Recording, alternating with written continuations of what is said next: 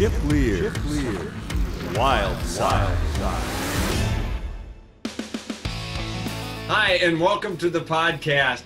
You know, one of the reasons I started this podcast was because I find inspiration in others, and through my conversing with other people, I end up learning more about myself. I understand myself better.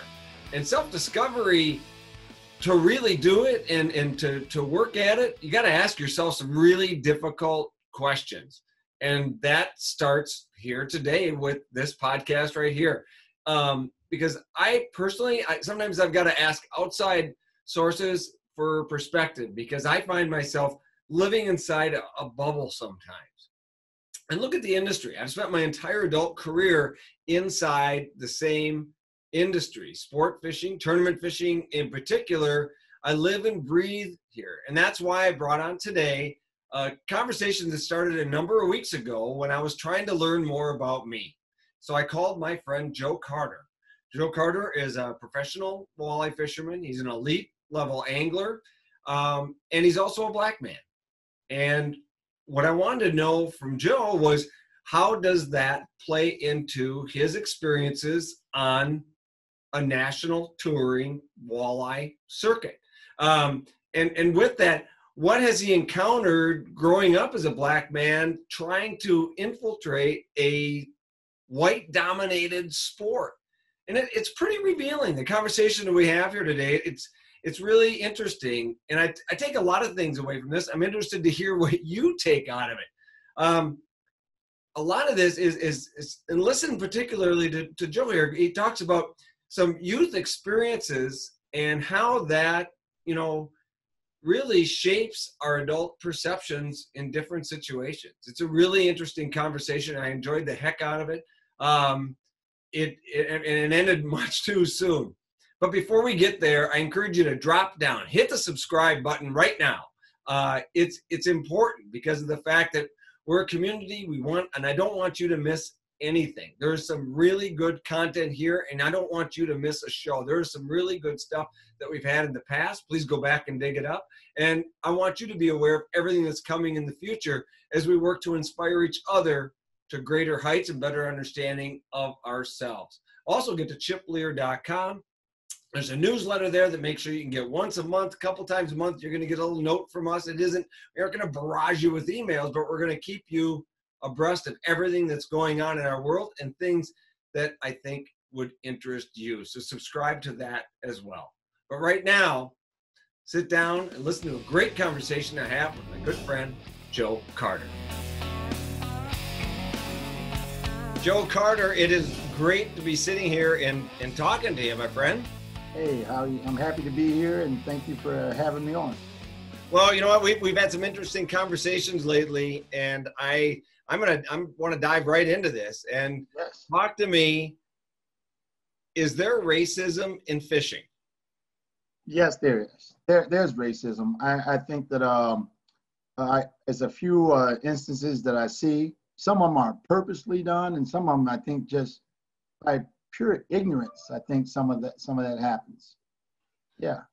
So tell me, and the reason I'm coming up with these questions is I spent my entire adult life inside the fishing industry, working around tournaments, working around anglers, and sometimes I think that I'm a little insulated sometimes. So I that's why I called to begin with. Yeah. I want to stretch out, reach out an arm, and figure out where we sit on this. So give me some examples, or give me some. I'll just let you know, okay, in about 1993, I was just getting ready to finish up college. I was a junior going into my senior year, and I met a guy by the name of Art Hurlbert. He was a wonderful guy. And just to tell you, I didn't just meet him. It was a blessing. What happened was, me and my dad had retired, and he was coming up to Dubuque, Iowa, fishing the Mississippi River. We decided to start fishing, and we didn't have a boat or anything. We fished off the bank, but long story short, I didn't even know how to tie a line. We were doing granny knots, trying to tie, some different types of fishing lines. I bought a 1956 Crestliner. It was an old boat. and my wife got me for Christmas a depth finder, and I went to the local hardware store to get some stainless steel screws to put it on, and I bumped into Art Hurlbert. And he looked at me and said, "I know you." I said, "I don't think so." And then he goes, "You're the only colored guy." He said it like that. "You're the only colored guy that has a boat that I know of and even dares to go out in the Mississippi River around." He goes, "And I lived here my whole life." And I was like, wow, that was in 1993.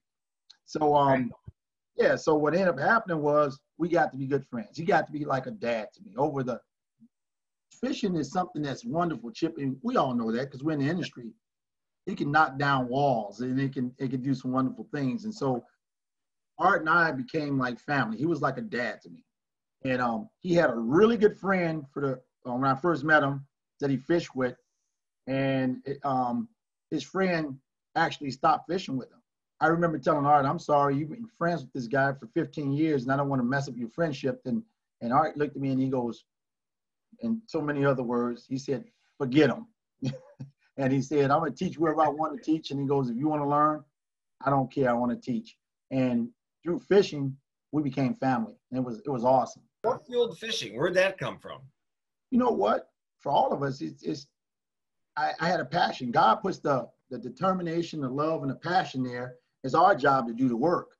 And that love was there because I started learning how to fish the river. And here's the way I look at it, Chip. I look at I first started learning on the Art how to fish the river, and I mean, it was a love experience that I had, lovely experience that I had because on the river, I look at the river like a stick shift. You know, you got wing dams, you got to fight current all the time, and I started learning that. I didn't know anything else. I started learning, and Art was a little scared. He was a river rat, but he was afraid of the big water like lakes like Lake Erie or Green Bay or, Winnebago, stuff like that. But for me, I love learning. You know, for me, I didn't want to stop learning, and I love fishing, and it just went hand in hand. So what passion is to overcome obstacles. And also I felt like, you know what, how come I don't see too many Black people who are doing it? And I would say the biggest thing would be the financial burden part of it. You know, some people have that part, but what pushed me is I figured I could save my money, I can push myself, I can get the equipment, and I could learn. And the only person who I knew was teaching happened to be mostly white guys because there was not too many Black people who were in the industry of professionally, tournament fishing. So you find this love of fishing, and you told me a story the other day, and I want you to share right now. You fall in love with tournament fishing, and then you decide that you're going to go fish one of these tournaments, and you need a partner, so you go where everybody else goes, which is Walleye Central. Yes. So it was one of my first years, and it was a tournament. It was up in Escanaba, and I remember. I didn't have anybody to travel with me because I didn't have a team at that time, so I was by myself. But I wanted to kind of get a feel of the water and get out with somebody who was familiar with it. So I got on Walleye Central, and I put in a blog, just said, "Hey, I'm going to be doing a tournament. If anybody wants to go out fishing, I would love to have you in the boat." Told them what type of boat I had and what type of fishing I wanted to do. And I got 2 responses right off the bat.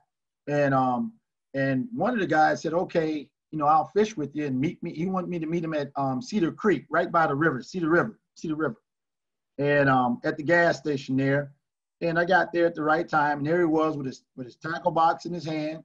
He had, I think maybe 2 or 3 rods he had with him, and he was ready to go. And I pull up and everything. And when I got out of the truck, oh boy, he looked at me. And I can tell that his face took on from a sunny set, like, "Hey, I'm going fishing. What in the world did I get myself into?" And I walked up to him. I said, "Hi, I'm Joe Carter." And he goes, "Oh, you know what? I got to talk to you a little bit. I can't go fishing today." And I was like, "You can't?" He goes, No, I was going to wait here and tell you about it." And I kind of looked at him, and I didn't want any controversy because I was going to say, "You got your fishing rod, you got your tackle box, you look like you're ready to go fishing to me," but I didn't say that. He said, "Hey, something came up, and I won't be able to go fishing with you today." And I knew right away it was because of my color. I mean, he was ready to go, until he saw what he wasn't expecting to see, which was a black man getting out of a pickup truck ready to go fishing. You know, that's astonishing. Yeah. Well, to me it is, because but with, has that happened repeatedly? Is there something that? I try to keep myself out of those situations. So after that, it happened to me. Okay. I told myself that, hey, I'm not going to put myself out there with a total stranger unless it was in a tournament situation. For most of the part, yeah, it's for me, it's been all right. But for like, give you an example, I got some friends who fish on the co-angler side. Yeah. And there's a few pros that treat him extremely disrespectful, I would say. You know, well, they might treat all co-anglers with disrespect. They may. You might. The other side. You're right about that. You know, I only know from his point of view, and he doesn't have to get a chance to get in the boat with other people. But yeah, you might be right. If you're a butthead, you're just a butthead. You know, it don't matter what race, what color, what's going on. But for me, the most of the people are perfectly fine. Because I think that joy of fishing overlaps a lot of things, and the anticipation and all of the adrenaline for fishing. But there's been some situations where it's been tough, like the situation FLW. I think this was 2011. We were at out of Port Clinton, and it was my first major event. I was I had so many emotions I can't even express them all, from nervous to happy to sad to, you know, what am I getting into? It's big time tournament fishing, man. It's big time. I got my boat. My boat was all wrapped with fisherflage. I was catching fish. I was on fish, but I'm out there with the big boys. They were, you know, you're out there with the Jason Securities. You're out there with the Gary Parsons and Keith Cavaises, and you're out there with, you know, with you know, courts, smart courts. And I'm out there and I'm like, okay, I'm out here and I'm going to give it my best shot. Pre-fishing went well, but the first day of the tournament, we get out and I get to my spot, and we're going to make our first pass.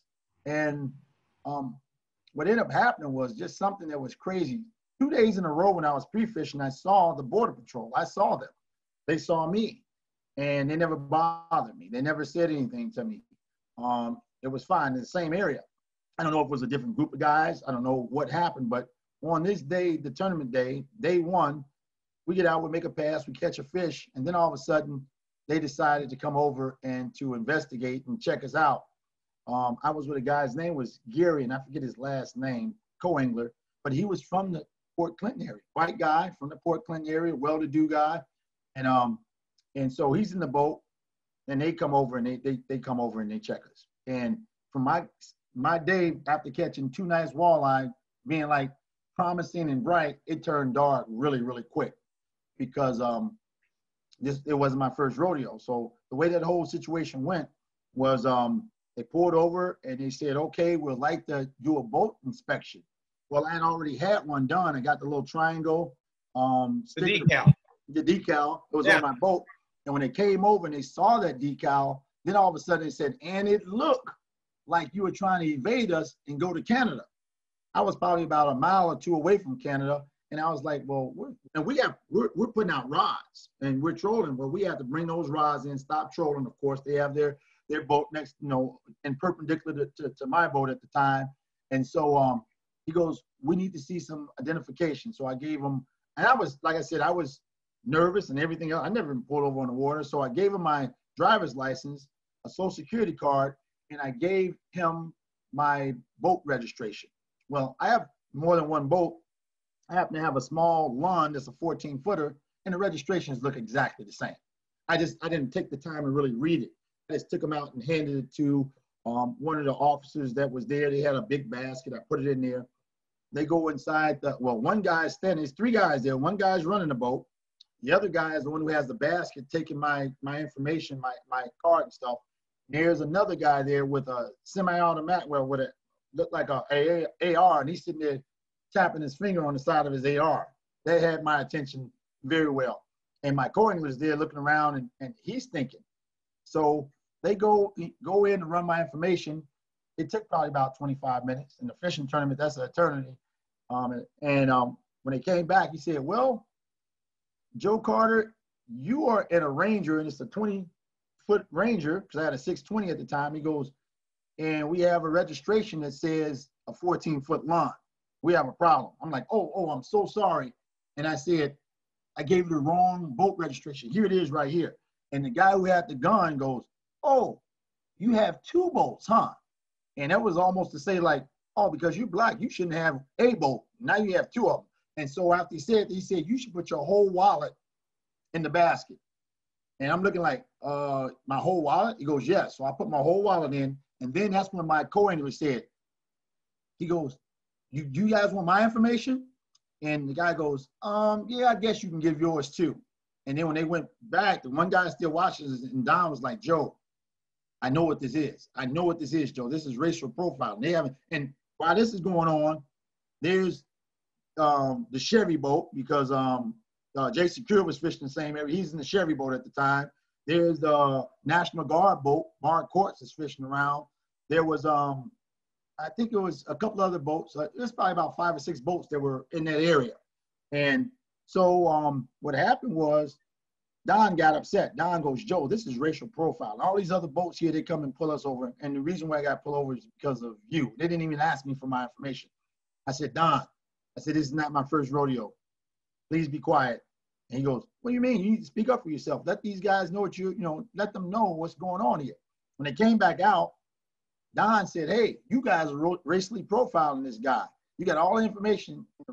Now, the officer didn't look at Don. He looked directly at me and he goes, shut him up. He goes, shut him up or you guys are going to have a long day. And I said, Don, be quiet. Stop. I said, we want to fish. Well, and after they gave me all my wallet was all messed up, we got that. We didn't catch another fish that day. But I tried to have a conversation with Don, and I told him, I said, Don, I said, listen. And he said, Joe, I don't want to talk to you right now. I'm so upset. He goes, if you're going to be a victim, I said, I'm not a victim. He goes, you didn't speak up for yourself. I said, Don, these guys can be the judge, jury, and executioner all in one spot at one time. I said, if he decides to shoot that gun, we're done. Or they decide to take us in, we're done fishing.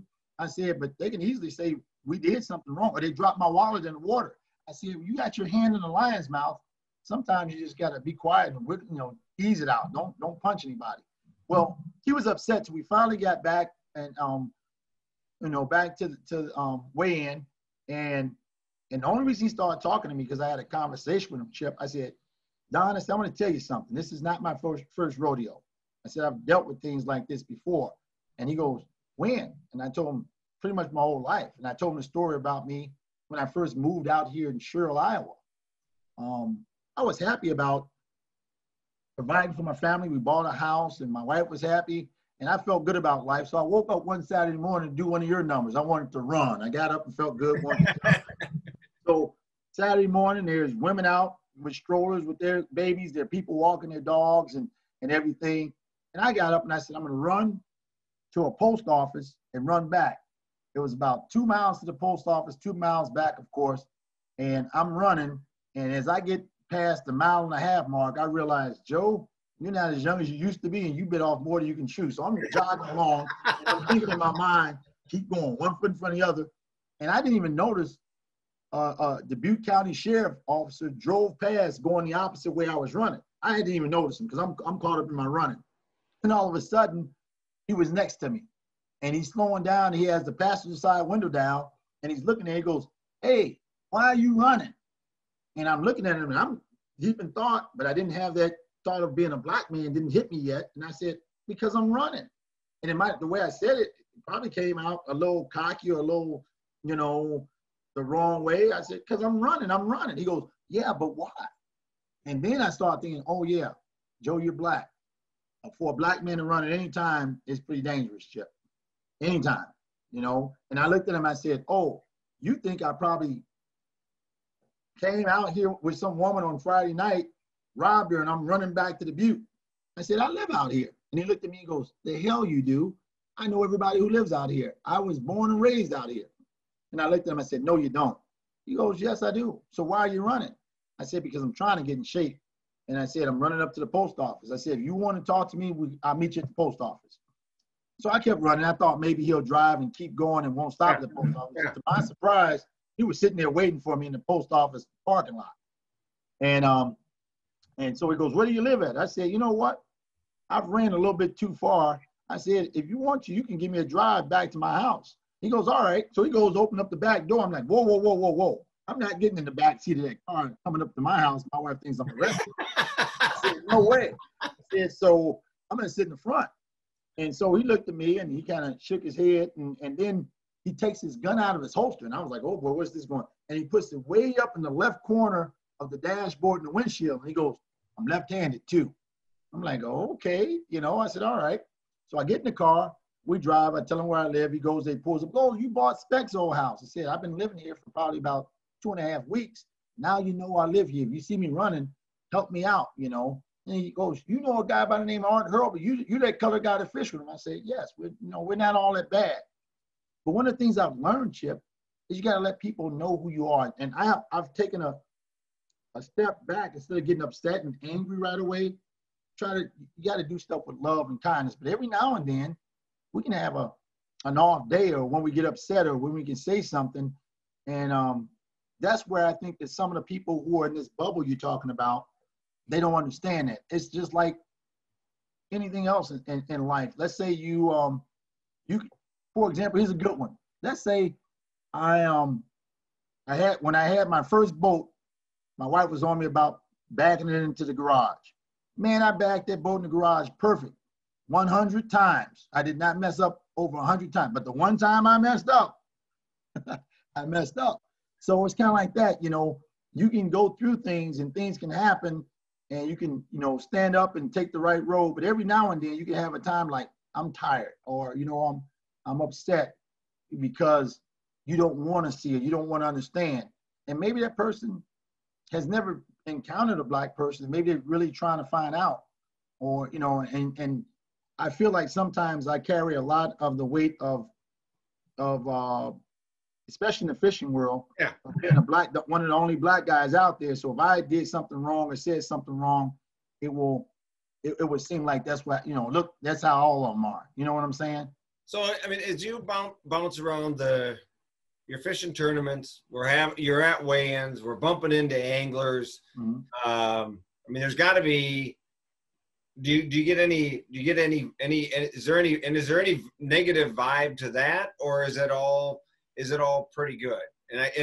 And but, you know, I would say for the most part, it's pretty good. I think they have a respect, but I'll tell you where it is. Some people call it micro racism. Some people call it macro is huge, but micro, but there's really no such thing as that. Like, some people are more friendlier to, you know, to say hello, or much friendlier to, if I happen to be white, there'll be a lot much more cohesiveness or friendliness.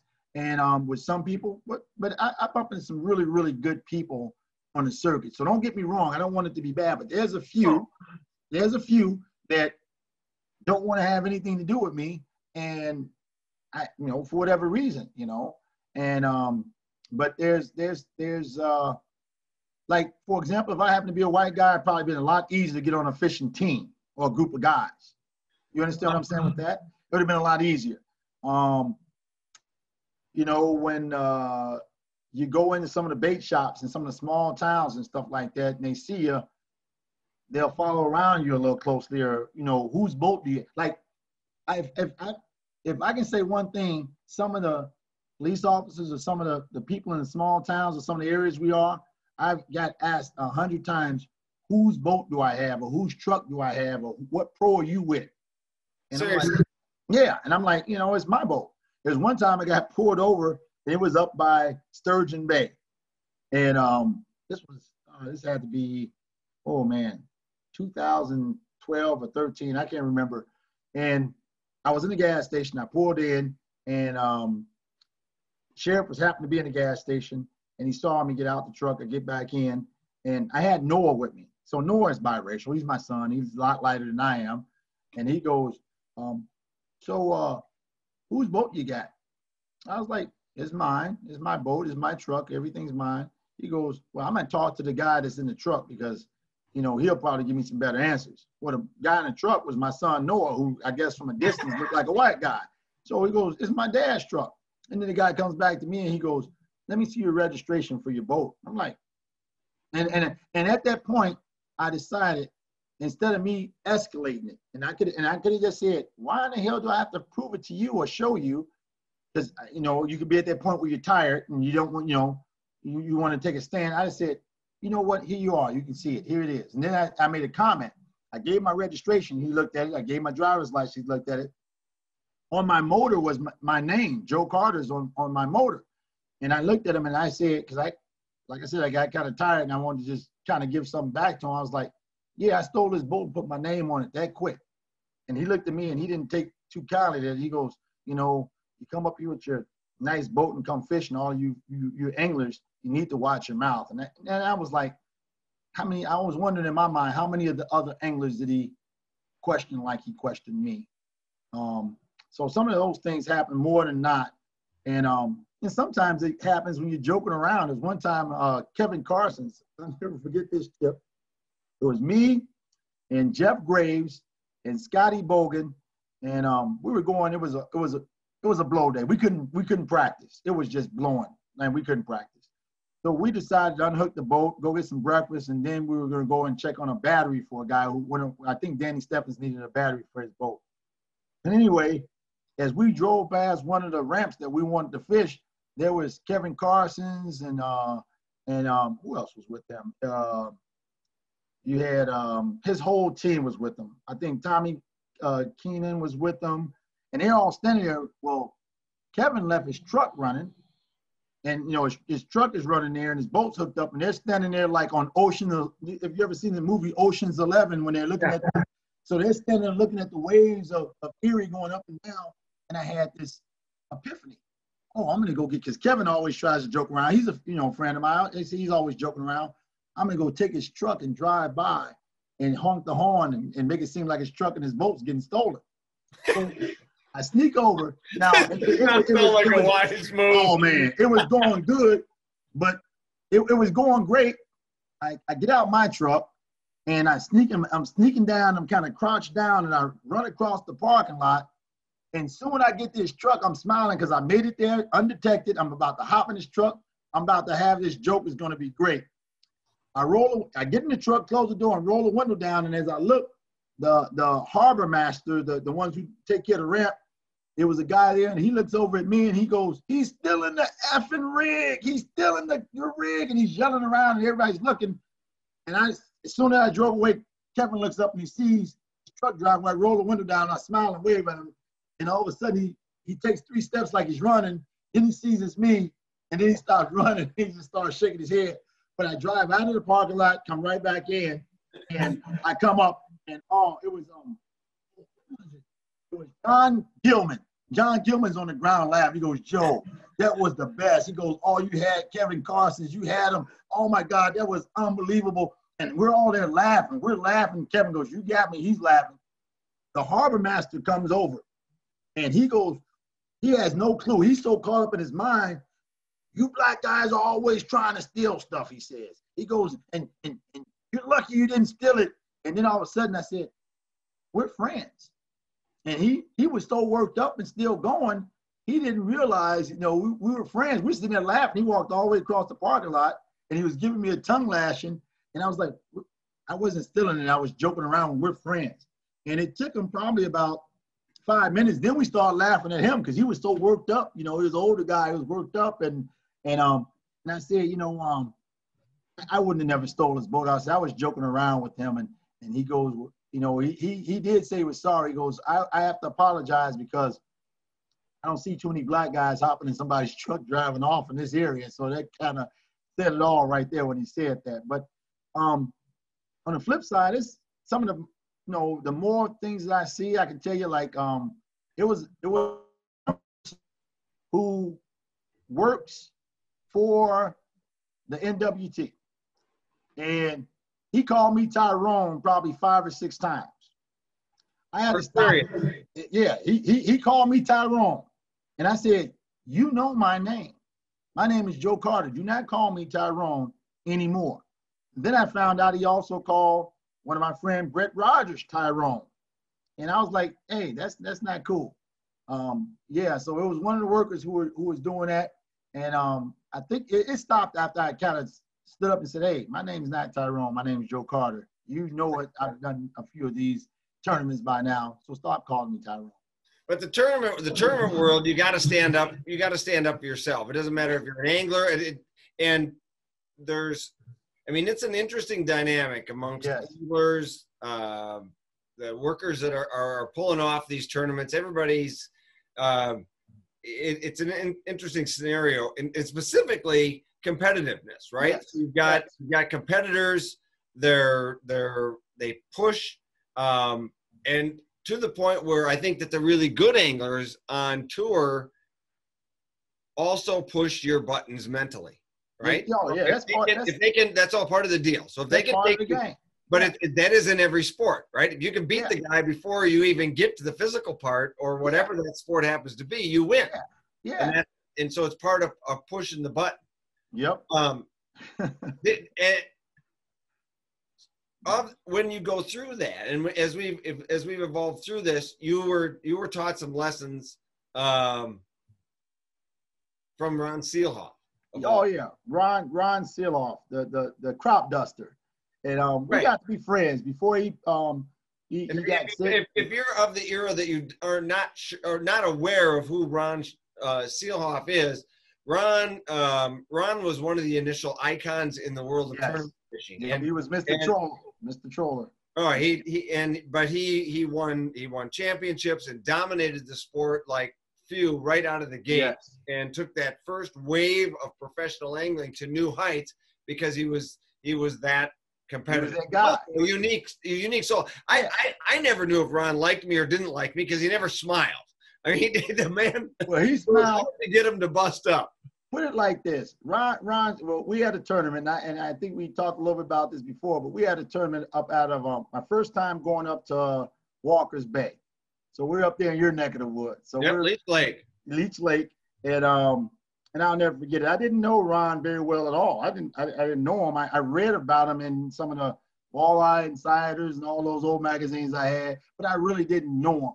And just so happened during this tournament, he was, he was a boat ahead of me and I was a boat behind him. And he had his dogs in the boat with him. He had 2 dogs and an angler in there. And I looked over and I said it. We were only a few feet away.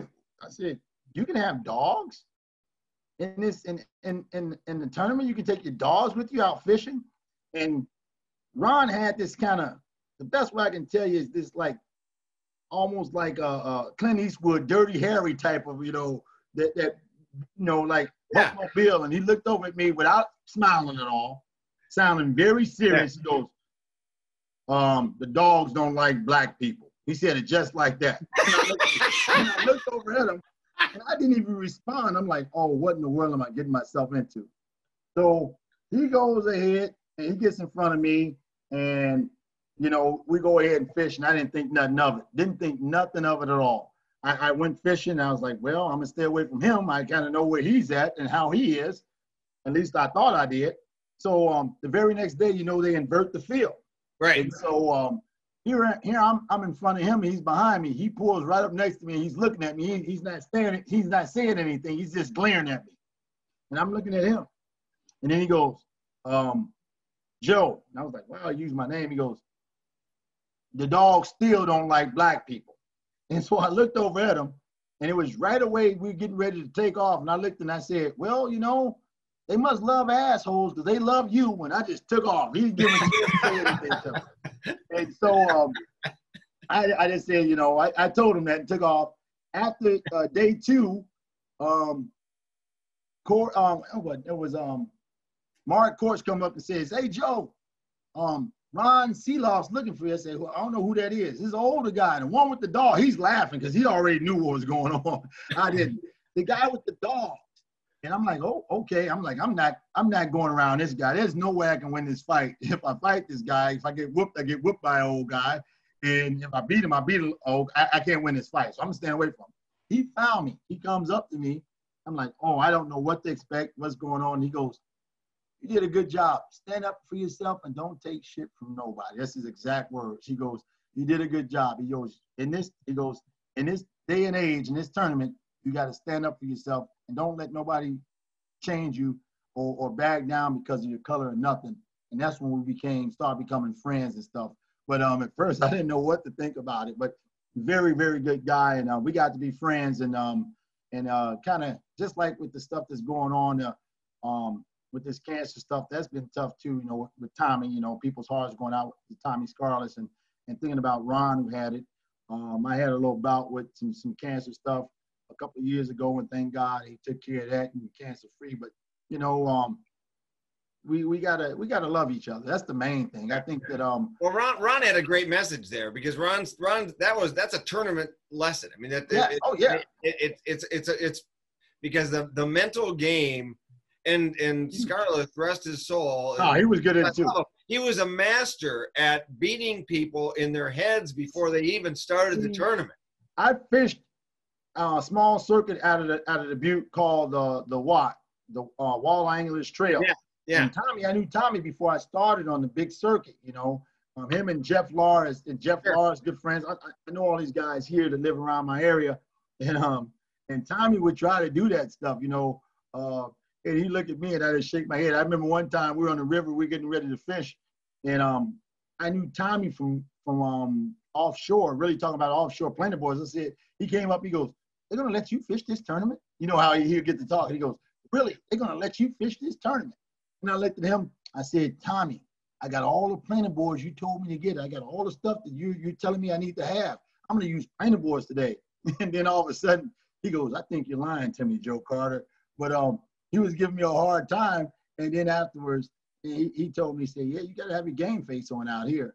And when I told him I was going to the next level, I met him a couple of times. We had our, I would say our differences, but we loved each other in a sense too, because we're at the same arena out of Rochester, Minnesota. Yeah, so we did a lot of seminars and boat shows and stuff together too. So up there. So I'm really going to miss that. You know, yeah, you got to have your game face on.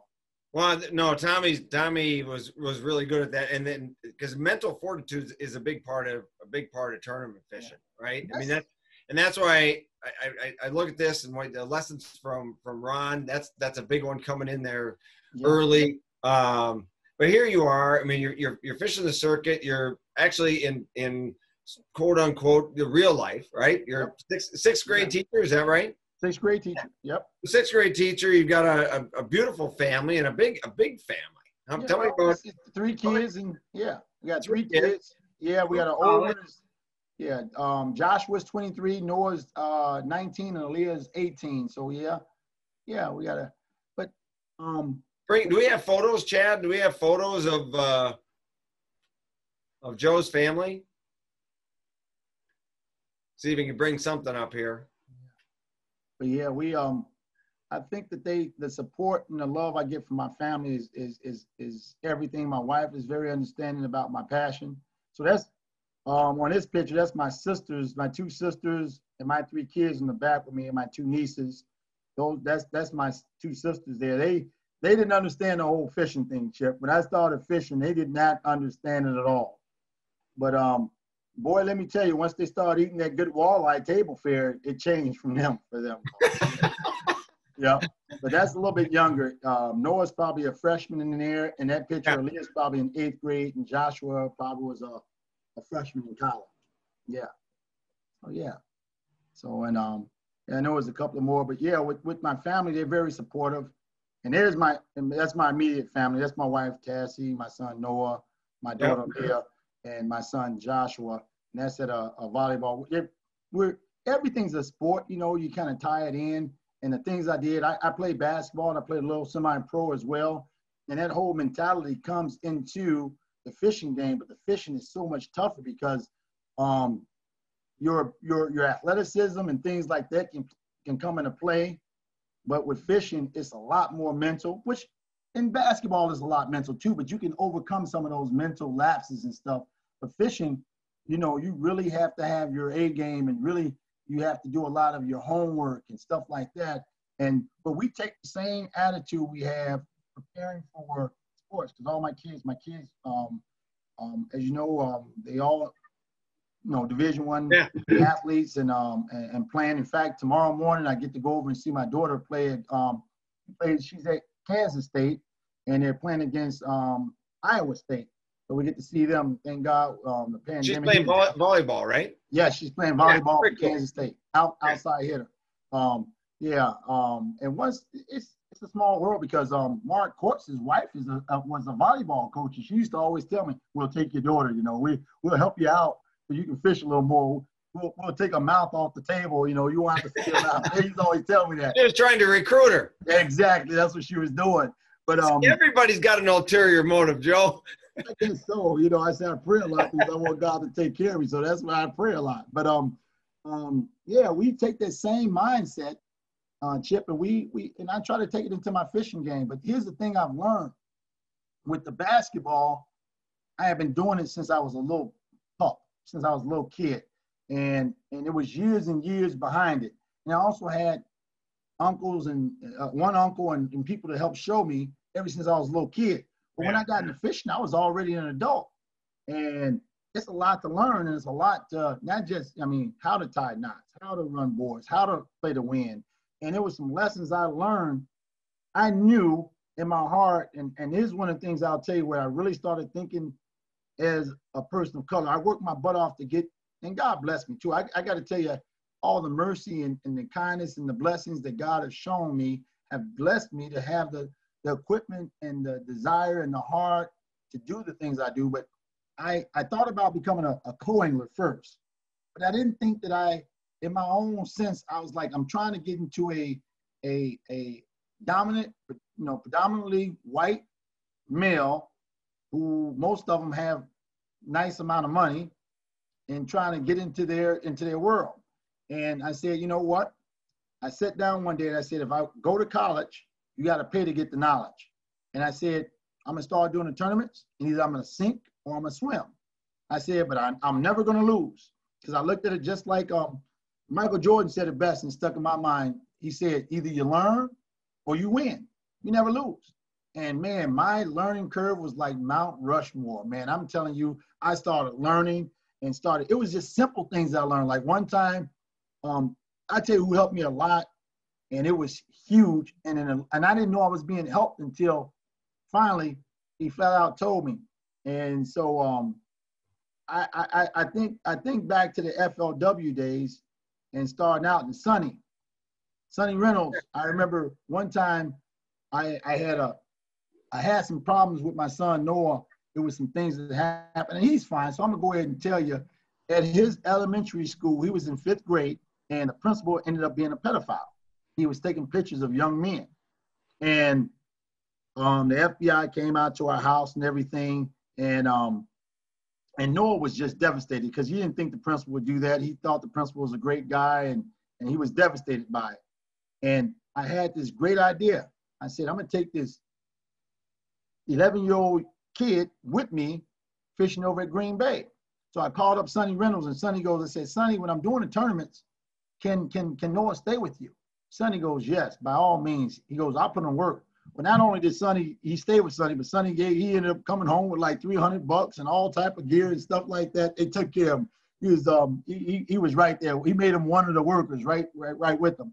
And anyway, the reason I'm telling you that is because Sonny, he would have me be like a camera boat. He said, Joe, I need you to be camera boat. And I said, I'm going to just head home. And he told me, he goes, listen, I'm going to pay you. There's going to be a little bit of money in your pocket. He goes, but also, he goes, I need you to wake up. I said, what do you mean wake up? He goes, I want you to watch where these people are going, learn what they're doing. He goes, I'm always going to put you. You're going to be a camera boat on the #1 guy. He goes, that's what I want you to do. And he goes, you got one of them buttons on your boat, don't you, Joe? I said, what button?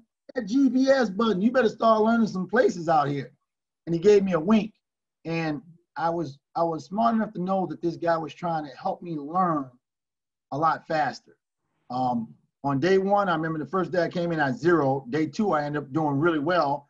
And he said, you can do it. And I said, I don't think I'm going to be able to do the next tournament. I don't have the money to do it. He goes, I believe in you. I believe you can do it. I'm going to see you at the next tournament, Joe. he goes, if you got to get your money in the day before the tournament, he goes, your name's going to stay on there until the day before the tournament because I believe in you. I mean, doggone. Oh, it was awesome. He by him telling me just those words, I believe in you, it pushed me. I went home and I went and got junk. I knew it was a whole bunch of old refrigerators. There was some pop cans and all that. And I took that stuff in and got $700 and added up with the other money I had. And I was at that tournament. And he looked at me and he smiled so big and came right up and gave me a hug and said, I knew you'd be here. I go out and catch some fish. And those were the things that really, when I first started, he made me feel like part of something bigger, that FLW, you know. He let me know I was part of him. And that's something that I missed about not having Sonny around. No, Sonny was a really good man there. Mm-hmm, so yeah. What if inside the tournament world, you were saying there might be some subtle underlying currents? Is that what you were getting at earlier? That there's possibly some underlying currents. What do you think there's things that anglers or in this world are doing that they don't know that they're doing to push people away from the sport that may want to gravitate to fishing? Well, I'll tell you the first thing, it's a very costly sport. I mean, you're talking about $90,000, boats, and for that boat, you're gonna have, you got to spend that money. Not that black guys don't have it, because you have a lot of, you have like Mahomes and the Michael Jordans. In fact, Michael Jordan, he's doing some fishing now on saltwater side. But you got some guys who got the coin that can do it. But if you don't see somebody that looks like you, like for example, when I was at the NPAA one time, I told him, I said, places like Cabela's and Bass Pro, you need to have some diversity on your front covers of your catalogs. People, we black people buy stuff out of that too. And then tournaments, I think we need to start doing it a little bit more and let them know, because that's going to draw people. That's, I know a few people who said, hey, Joe, we're proud of you. And, we want to do a tournament. I'm like, come on and try it. How do you do this? And Well, don't you think that, that's kind of, you've assumed that role. I mean, there has been no, I'm not aware of another black man in the walleye tournament world. You're our Jackie Robinson, dude. I mean, you're pushing it forward. And I don't think that there's anybody else out there that and I certainly don't know everybody on every tournament in the world, but I at least in the world that I'm living in, I'm not aware of anybody that's taken it to a level you have. So you should stand tall and be proud, because you're the guy, man. Well, here's the way I look at it. I'm humbled by it. I'm just a regular fisherman, and at the end of the day, you're passionate. No, that's what you are. You're passionate about it. But exactly what you just said, and I'm going to tell you what really helps is because all of this racism. I'm not just in the fishing industry. You'll see it because here's what's going on. There's two sides to this coin, Chip. Yeah. And here's what black folks feel like they're afraid. I had a guy saying, man, aren't you afraid somebody's going to get you out there and throw you out the boat and drown you? Some white guys might drown you out there. You're serious? Some of the black people I know in the city of Chicago would ask me those questions, and I'll laugh, and I'm like, well, no. Well, we hear about this because they're afraid, and that's fear. The same on the flip side of that, now they can't do anything about that fear because they don't hold a position of power. But like some of the police officers, they have fear. They look at some black guys and they think that we're like a big black bear in the woods or something, like we're going to kill them or something like that. And I think fear is something that we have to overcome. And that's one of the things I can tell you, Chip, because of my Lord and Savior Jesus Christ, and because of me believing in him, I know that he hasn't given me the spirit of fear. Now, every now and then, isn't this fear? If you're talking about fear and you go to these small towns, you get and you're going to get a different reaction. Yep. And I live in a small town. I live in a town of 950 people, right? Yep. Mm-hmm. And it's a tourist community. But even though it's a tourist community in northern Minnesota, we don't get a lot of African Americans in our town as tourists. We just don't. Yep. So there very well could be people, and there could be anglers that have a fear, but mostly it's fear of unknown, right? And exactly. all of our fears are things that we've never dealt with before. So how do we get through? How do we get through that? Here's one of the things that I do to help with that, and I've learned. It's been something I've learned over the years. So let's say, for example, Chip, I'm gonna just set up this scenario. Let's say I'm out trying to catch fish. I'm pre-fishing. Yeah. It's been a long day on the water. I'm finally off the water. I'm going to go to the grocery store to get some food. My mind's going on. I'm thinking about the fishing, what happened, and I'm deep in thought. And I'm not paying attention to the people around me because I'm deep in my own mind of what I'm doing. There's been times where if I'm walking in the grocery store, there's a white woman or a white man. It could be an elderly person or a young person. And I can look as mean as I want to look. I can look mean because I'm deep into my thoughts, and and so one of the things I've learned, and I'm telling the truth, you can look mean and people can be afraid of you because you look like you're about to snatch their head off, I guess. Being a 6'5", it's like, let's say you had two dogs in the room. You have a Chihuahua and one. Now I had coronavirus and put on a mask. Exactly. Oh, man. Tell me about it. Yeah, that's true. Oh, man. But it's kind of like this, and people, and naturally, it's not like it's something bad and it's racist, but it's like this. If you went into a room and there was a Chihuahua in the corner and a Rottweiler in the corner, you're going to be paying attention a whole lot more to that Rottweiler, even though it might be the friendliest dog, and the Chihuahua might eat you up from head to toe. Sure. So here's one of the things I've learned to do. When I'm done, the number one thing that has helped me so much is smile and say hello. It's hard for people. You look at them, right? Give them eye contact and say, "Hey, hello, how are you doing? How you doing, sir?" That eases a lot of the tension right there. And so many people in small towns or certain places, they won't talk. If they don't know you, they're not going to talk to you. So one of the things I've learned is to smile and say hello to everybody because I owe them that, I think. I feel like that's something I owe them. And it opens up the door for people to be less on the offensive. So but you know what? That's just plain good advice. It doesn't matter where you are or who you are. If you are extroverts, have more fun or have more friends because they're extroverts, right? Yes. If you walk around with your head down all day long, you're not going to make very many friends. Exactly. If you walk around angry all the time, it ain't going to work. Yeah, if you're gonna have friends, you got to first find yourself friendly, and so that's one of the things I do. So it started knocking down walls. Like I told you earlier, the fishing, I caught friends. I caught family members. Like Scotty Bogan is like my brother. Danny Stephens is like my brother. I mean, we've been in weddings and funerals, and we've been together, and they come to games, and we're together beyond fishing. And so I had a real good friend that I became friends with. His name is Tom Bronze. He's a good fisherman. And I met Tom Bronze. He said, "Joe, if you get with some guys because you think they're very good fishermen, and you're just going to be like a vampire and suck all the knowledge out of them, this is not going to work." He said, "You can get good friends, and you can learn to be good fishermen over time. And that's what you really want to do." And that's what I've caught friends, families. I mean, look, I know you. I know Chip. When somebody say Chip Leer, I know where you live at. I know about you.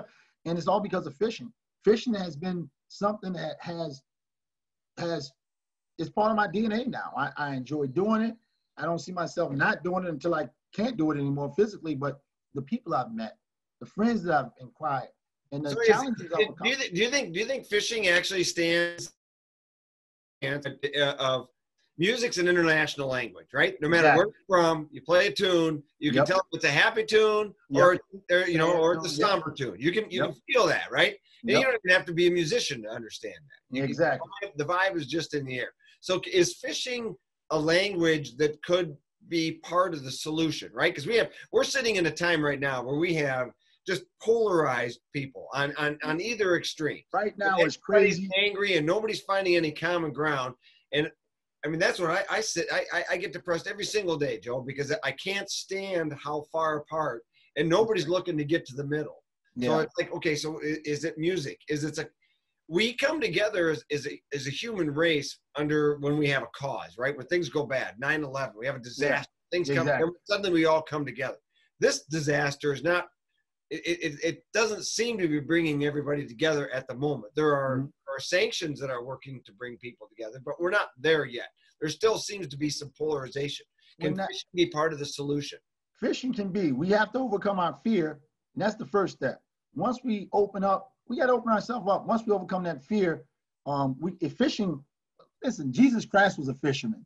All his disciples were fishermen, and you became a fisherman. When you get in the boat, you can't get too far from each other. You're gonna start to, like when I do some of these tournaments, guy goes, man, Joe, you're a nice guy. And I'm like, well, yeah, I am. I'm sure it happens in all of those, no matter what color they are. But you know, we got to get to know each other, and fishing can be that tool to do it. Just like you said, music or any other sports. In fact, I know a lot of people. Yeah. Sport brings people together, right? Exactly. And especially the competitive side, because Exactly. we all share that desire to, you know, to stand on top, right? Yeah. Yep. And so you're hitting it right on the head. I really do believe the competitive fishing, and for me, you know, it's bringing people together. I mean, when we go to those meetings, and that's what I kind of hate about the pandemic, because you don't have a meeting where you can see people, where you won't see them all year, and then you get to see them. Or like, for example, Chase and me and Chase always had something going on. Like I always Chase Parsons. Chase Parsons. Yeah. Right? He always wants to bet. He's got a smart remark for everyone. Everybody. But Chase he likes to bet. I said he's like the Flintstones. Bet. He wants to bet all the time. So we always betting about the you know, he's a big time Packer fan because he's from Wisconsin. I grew up in Chicago and I'm a Bears fan. And we'll get together and we'll just give each other a hard time. But it's kind of like saying hello and I love you kind of, you know, thing in our own way. But when you don't get to see them, you know, you only get to see them when you're out fishing, you're competitive. You don't get to let your guard down and just enjoy being around people. So that's tough within itself. But for me, I just gave up the fear, Chip, and I can't overemphasize that. And it's all around. Like when I got married to my wife, there were some Black women in my family. My wife happens to be white. There was some Black women in my family. It's like, you can't marry her. She's white. I'm like, I love her. Now, and luckily for me, my grandfather was mixed. My grandfather, who lived in Mississippi, was mixed. And my cousins, they were on me. They're a little bit older than I was. They were on me about my wife. And my grandfather said, hey, I'll never forget this. That's my dad there, but my dad's dad. My grandfather said, hey, he goes, I don't care what type of woman you bring down here. He goes, just don't bring no man. That was the first thing he told me. That's what he told me. And he said, this family has been integrated a long time ago. But what he really told me, because I told my grandfather, I said, Granddad, I think I'm going to move down to Memphis, Tennessee. He asked me why. And I told him, I said, there's a lot of white folks in Iowa, and I don't see too many people like me. And my grandfather smiled. He goes, let them see who you are, not the color. Let them see the Jesus in you. Be who you are so people can understand that you're not a color. And love people. He goes, you need to stay up there and learn everything you can and see all what they have to offer. And as I sit here now, the fishing, the hunt, I'm getting ready in a week, I go bow hunting. And love, I love everybody. So I think the love is the only thing that's going to overcome this hate and the fear, because that's what's happening right now. And it's on both sides. It's not just one way. It's on both sides. Without question. It's really hard to watch it polarize on either side with nobody coming together. So how just more love? Is it that it's going to be simple. We're making it more complicated than it is. Like here's a really good one. Frank Owens, you probably know Frank. Yeah. He was a Ranger guy for years. I wouldn't even go down to Frank Owens' house. He's building a house right now down in Arkansas. You probably know that too. Yeah. I've got to be friends with him. I never forget telling him my story going down to Flip. You know, the first time I went down to Flippin, Arkansas, right next to Mountain Home, Arkansas. Mountain Home, Arkansas is the home of the KKK. It's the home of it, the KKK. And I remember telling him, he goes, Joe, he goes, you know what? I love you. Wouldn't let nothing happen to you. He goes, I want you to come and visit me. And they need to see people loving one another, you know, and like one of the things I hear a lot of people say, well, you know, Joe, you're not like those other Black people. I'm like, how many other Black people do you know? And then that's when they have to start thinking, well, I'm only talking about what I see on TV or what I see on the news. Really, when you get to meet people, that's good people. Same thing I hear about, oh, how could you be around all those white people? I'm like, there's some really good, cool white people, and they're really awesome.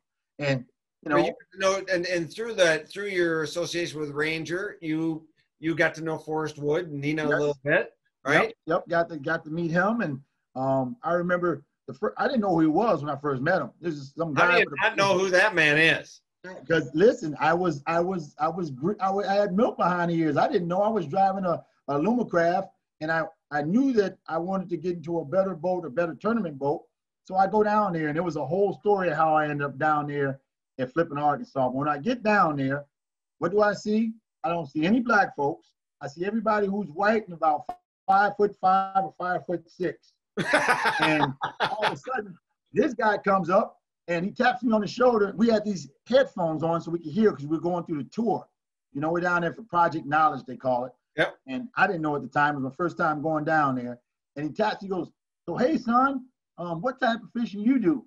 I said, "Walleye." He looked, and I should have known he was somebody because there was another guy who kept coming over talking to him that had on a suit and tie, and he was dressed exactly the way you see on that picture. And he goes, "Well, walleye." And he goes, "So where you from?" I told him I'm from Iowa. He goes, "So what type of Ranger you got?" And I said, "I don't have one." I said, "I don't think I can afford one." And he laughed, and I said, "Listen, stop talking to me, man." I told him just like this. I said, "Stop talking to me, man, because I want to find out how they make these boats. And if I keep talking to you, I'm going to miss something." Not knowing who he was, that's exactly what I told him. I said, "So let me find." He goes, okay. Well, when we went together, after we got done, we were having lunch, and he comes over, and that's when I found out who he was and what he was about. And I pretty much almost pooped my pants after I said, I pretty much just shut up talking to me. But great guy, and it just seems like just yesterday. That was like 2008 or 9, and it just, the time goes so fast. So we don't have a lot of time. He just wants to sell a boat. Well, he did tell me now. He was smart. Now, he did, because I asked him, I said, he came up and said, "Well, we're going to help you get in the Ranger." And I said, "Excuse me." I said, "Why in the world would you help me?" He said, "Well, I'm a businessman, and I'm trying to be a good one." He goes, "Hell, if you win a tournament and they see you, the other guy in my boat, oh, man." He goes, "That'd be awesome." He goes, "Well, hell, if you lose, it don't matter if you win or lose. Don't they see you in my boat? I'm going to win." And he was there to help me. It really was one of the biggest things to move forward. And just being comfortable around people, like being around you now, I'm more and more comfortable talking to you and getting to know you, and you reaching out to me. That's what we need more. We need more of that. And here's the thing: being competitive, I've learned this much: you still can be friends. I leave when I'm done in the boat. It's never against the other fishermen. It's against the damn walleye. And I've always kept that in my mind. I'll say, I'll have my day. Just keep working and learning. So at the end of the day, it's about just loving each other and being together and using this vehicle of fishing to move forward, And for example, here's some stuff, Chip, that people wouldn't notice. In 2018, my family had a huge family reunion. Okay. It was just going to be a couple of people. And I said, I do a fish fry. And I thought we'd have 12 or 13 people come to my house for a fish fry in little old Trill, Iowa.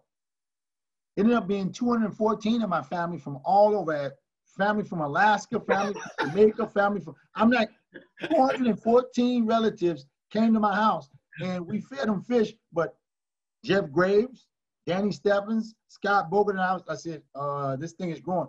They helped me to get the fish, to have it, to help to have my family reunion, a cookout there. But what it did was, there were more black people in the town of Sherrill than it was white people at that time. It's a small little town. And we went to places and did you invite the cop? Oh man, yeah, he came. The mayor lives next door to me. My mayor of Sherrill lives next door to me. I have my neighbor right now. He has a big Trump flag flying behind his house right now, and he's a big winemaker. Very good friend. I love him to death. I said, "Yeah, that's a good flag." He goes, "Oh, cool." And we don't let those things bother us.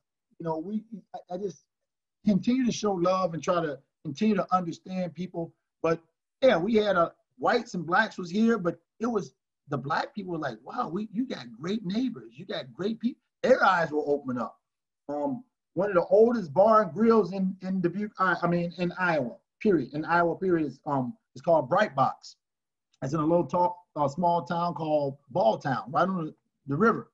And the owner was awesome. We went there and ate dinner, and treated him with love and respect. And he was like, Joe, he goes, you need to do this all the time. And it was diversifying. I asked him, I said, okay, Mike, his name is Mike Breitbart. And I said, how many black folks you think is coming to your store? He goes, I can tell you exactly how many. He goes, my dad owned this place before I did.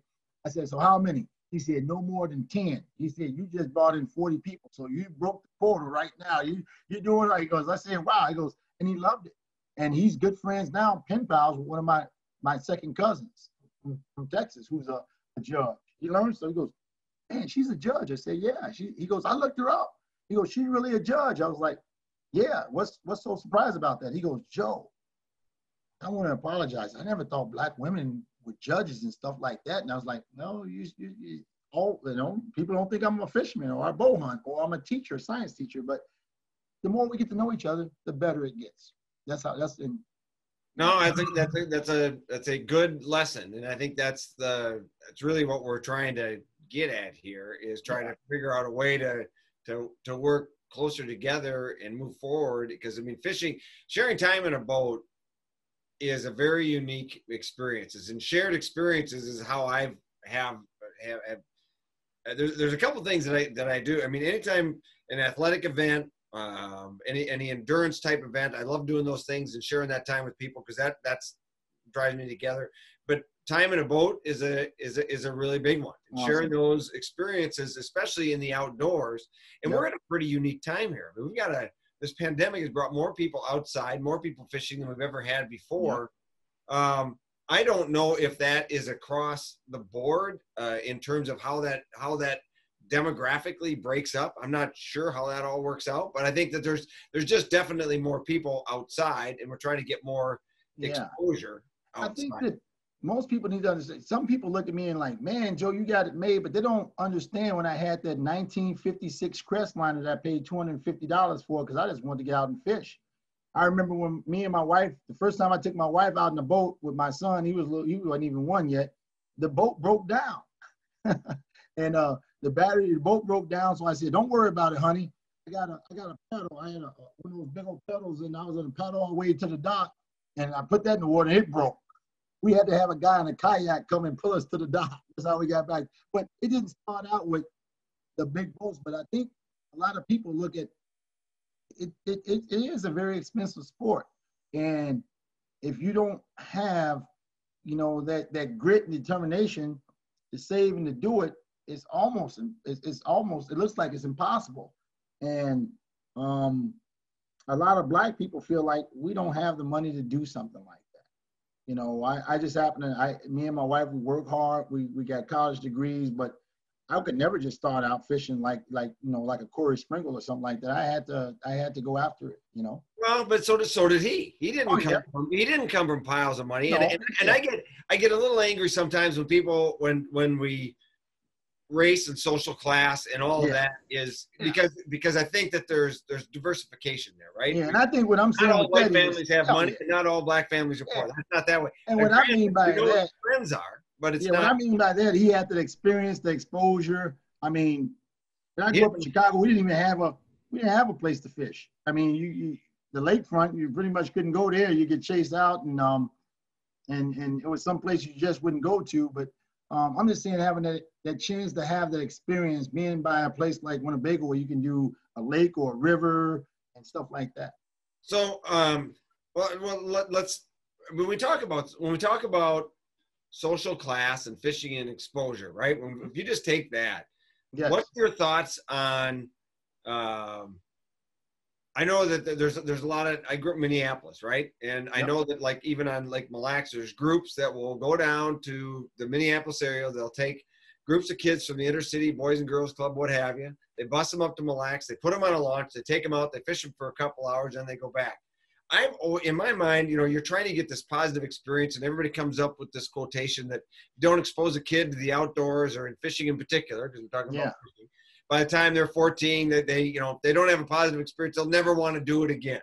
Yes. And does that work, or it works we for just some. need more fishermen taking young people one-on-one in a boat? Because the people that stick, right? When you listen, the interviews I do talking to anglers, the ones that are deep rooted in the sport had an uncle. There you go. Corey, you talk about Corey Springle. I mean, if you look at his story, he actually had I believe it was a family friend or a neighbor that was just really into it, right? So there's somebody that puts you under your wing and takes you out and does it. Yes. The most effective way. Here is some people out there fearful if you get black people to do that, they might overrun the sport. And I'm like, that's crazy, but there's some people like that. No, bring this out. People say that?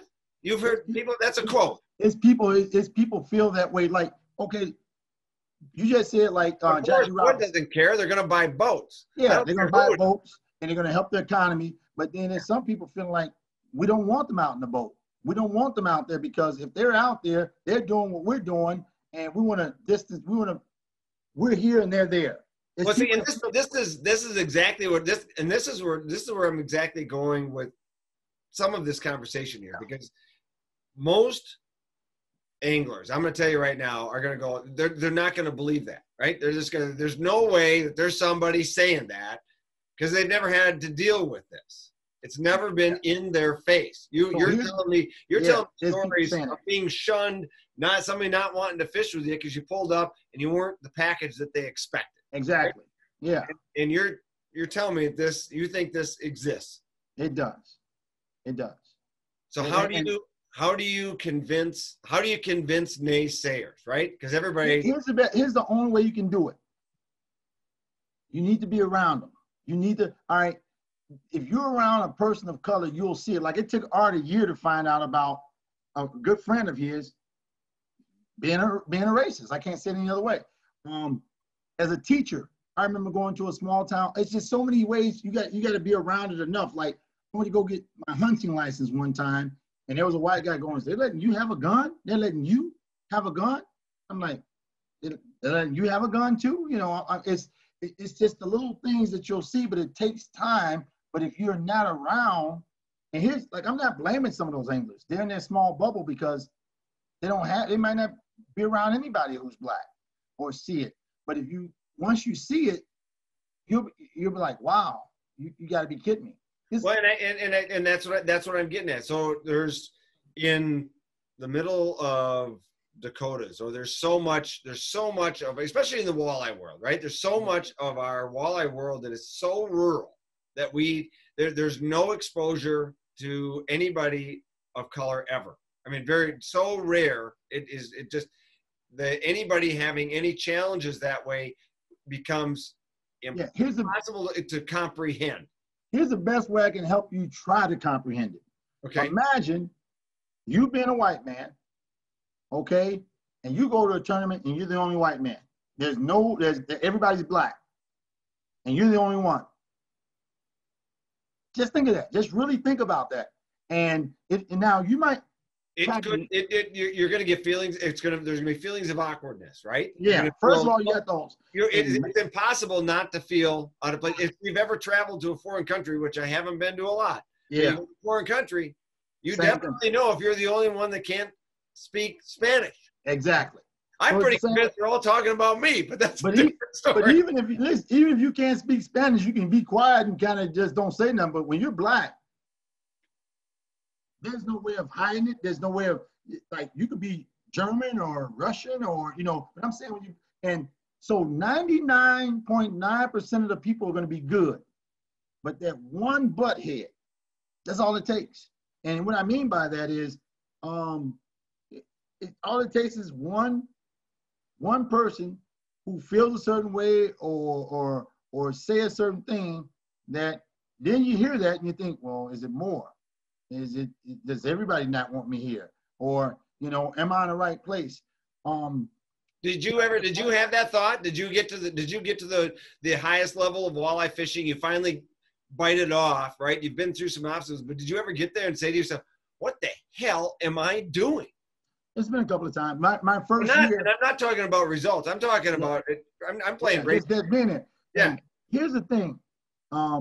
when I first did it, and I started noticing all these guys were teamed up, and I was by myself.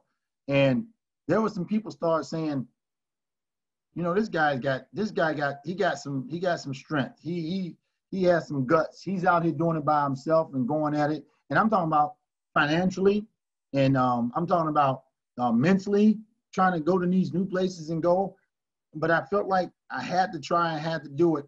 I had good people around me, like John Taylor, my pastor, being with me, coming with me, and being, you know, being with me and helping me. But yeah, you really have to get to the bottom of all this.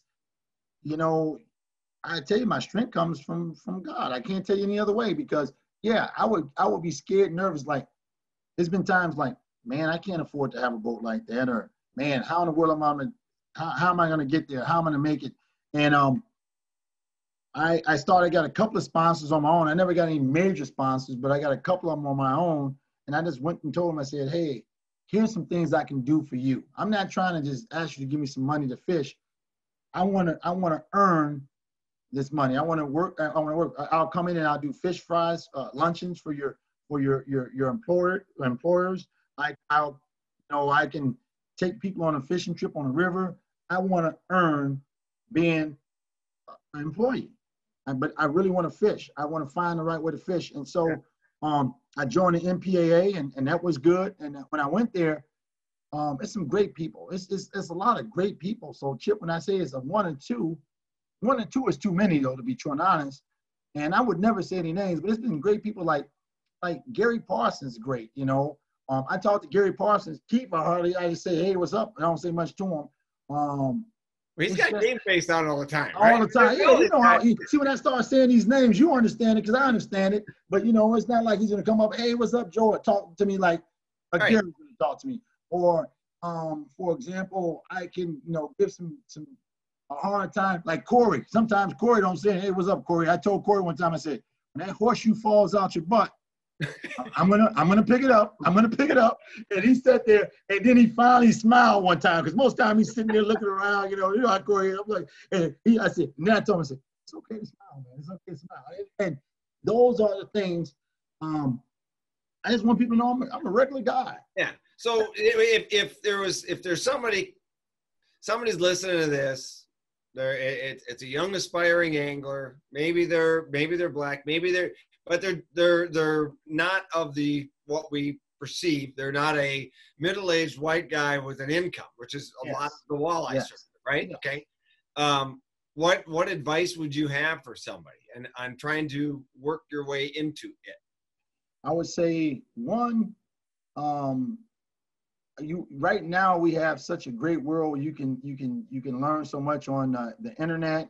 You can start meeting people. You really want to meet somebody, because it's a hands-on. It's like right now trying to teach kids Zooming.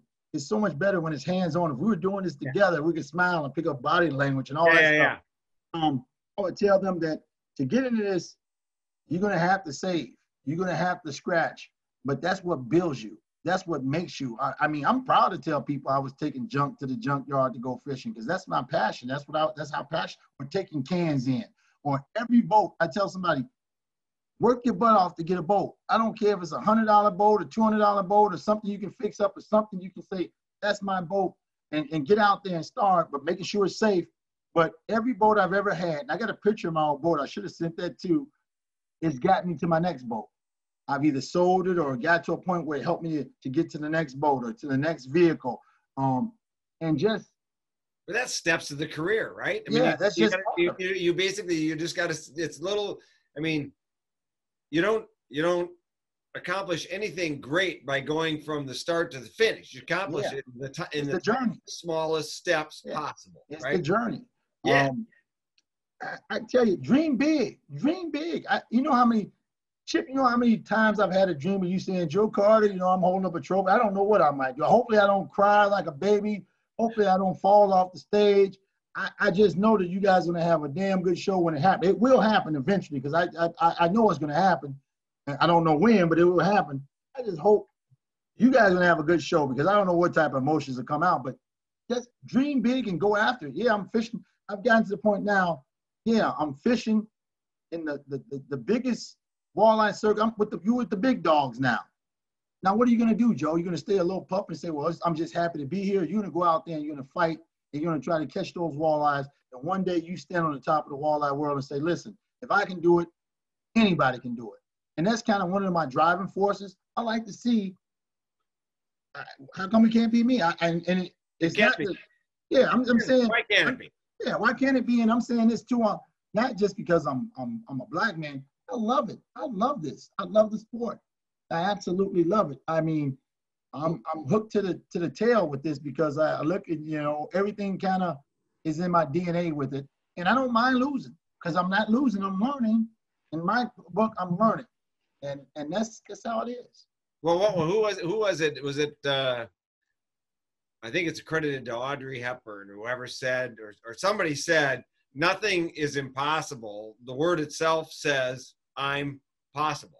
Right? I'm possible. Yep. Right. And I don't know why I think of Audrey Hepburn. Right. That's, and that's, and I don't know who said that, but I've always loved that because it's like, you know what, I'm a big believer in psyche, right? I'm a big believer in, you got to think you can before you can. And everything that you accomplish starts inside your gut, and you got to believe in yourself. And however that works, because there's going to be your whole career, there's going to be people who tell you can't do it. You get me pumped up right now. I want to go out and do a tournament right now. Let's go. Yeah, you're right. You're saying, here's my thing. And I can't take any credit for it, but I give all the credit to my Lord and Savior. Exactly. It starts from within. You got to think you can win before you got to understand that everything you do has a purpose. You might not understand that purpose, but everything you do has a purpose and it's pushing you on. You're moving in the right direction. And you have that purpose, and that's why I'm really happy that you're here today and that we're having this conversation. Yeah. Because part of what I'm looking at is I really believe that we were brought together to have this conversation, and part of your purpose is to help bridge the gap, to help bring people together, just as much as I recently said goodbye to one of my very best friends, Tommy Scarless. And his fight with glioblastoma, I believe, was part of that mission. And the reason that he faced that is to inspire others to take on obstacles they don't think that they can overcome. Because this never-ending belief that you can get it, you can do it, right? Yeah. And that's how I look at you. And the things that keep me out, I'll be out fishing or going out, and you look. I remember the first time I went to Lake Erie. This is an unbelievable story. So God puts the right people in the right place. So the very first time I went to Lake Erie, I'm so excited to go out there. I got my Ranger boat. We get there, and I'm with John Taylor. John Taylor didn't know anything about fishing. I'm like, well, I've never really went out and fished Erie ever at all, so we're going to be all right. I've read stuff. So we get there, and John Taylor bags me down in the water. I'm right there by the dock. There's another boat. I think they had a 619. I'm not sure. I was in 620 at the time. And these two white guys go around the breakwall. We're right at Catawba, right there, right by Catawba, right there. And they take off and they go. And I'm still sitting there. And John, it seemed like he's taking forever to get back. I'm waiting on him. All of a sudden, the guys who took off, it's about 10 minutes, 15 minutes. And here they coming back in, and their boat's full of water. The bilge pump's going, and the one guy's going, we lost the boards, and one of the rods is going. I'm looking over at them, and that old spirit of fear started touching me. I got scared. And here's what happened. They're over there cussing each other out on the other side of the dock. I'm like 4 feet away from them. Here comes John coming down, and I said, John, go get the truck, man. It's too rough out there. We're going to go back in. We can't go out today. He goes, and then John looks at me, and John goes, Joe, and those guys, he goes, I don't know about these two guys right here. He goes, I trust you with my life, and I know God is good. He goes, but we're going to go out there and go fishing. And I looked at John and said, these guys just swamped their boat, John. They hit a wave out there. It's rough water. He said, Joe, the reason why it took me so long to come down here is because the parking lot is plumb full of trailers just like yours, and they're all out there fishing. Don't worry about what these guys are doing. Have faith and let's go out here. We had one of the best fishing days I ever had in my life.